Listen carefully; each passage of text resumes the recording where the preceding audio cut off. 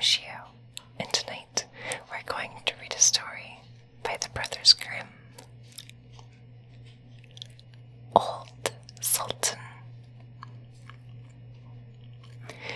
A farmer once had a faithful dog called Sultan, who had grown old and lost all his teeth so that he could no longer hold anything tight.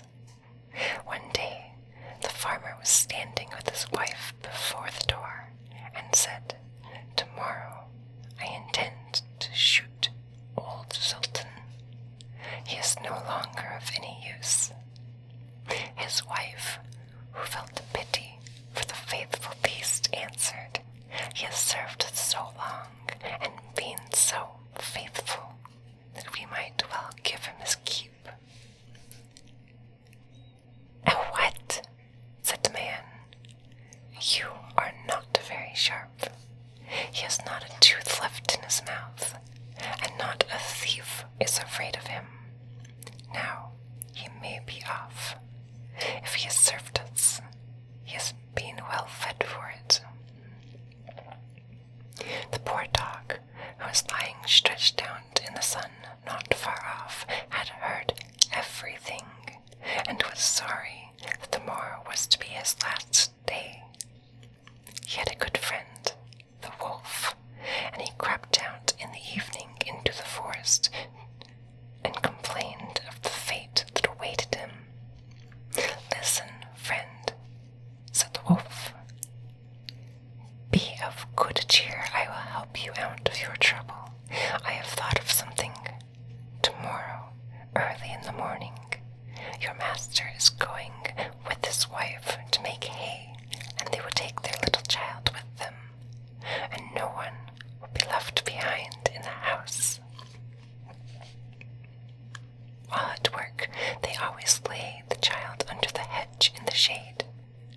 You lay yourself there too, just as if you wished to guard it.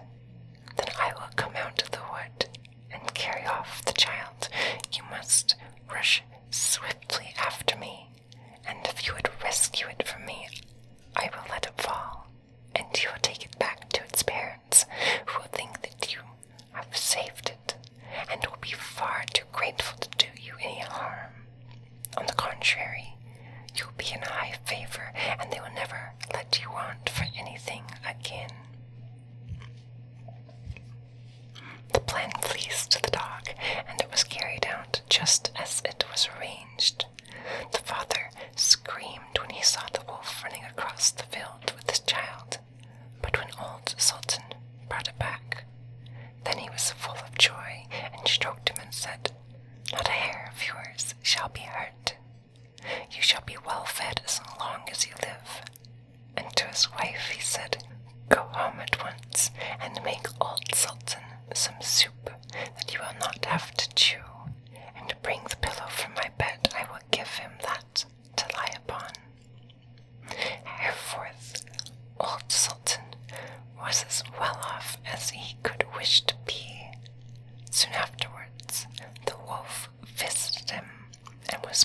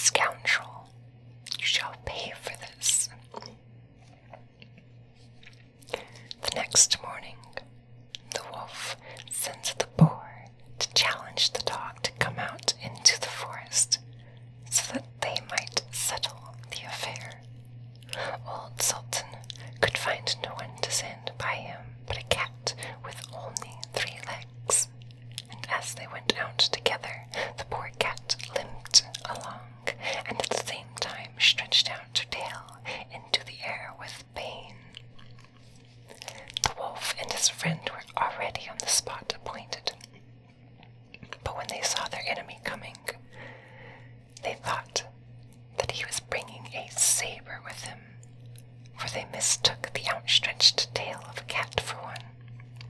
And when the poor beast hopped up on its 3 legs, they could only think every time that it was picking up a stone to throw at them. So they were both afraid. The wild boar crept into the thicket, and the wolf jumped up a tree. The dog and the cat, when they came up, wondered that there was no one to be seen. The wild boar, however, had not been able to hide himself altogether, and one of his ears was still to be seen. While the cat was looking carefully about, the boar moved his ear.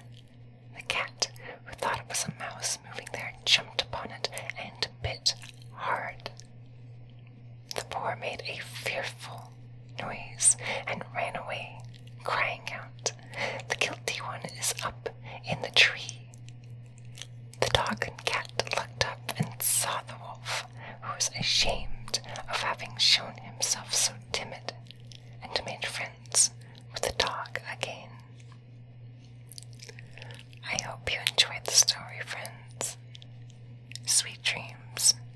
Stay cute.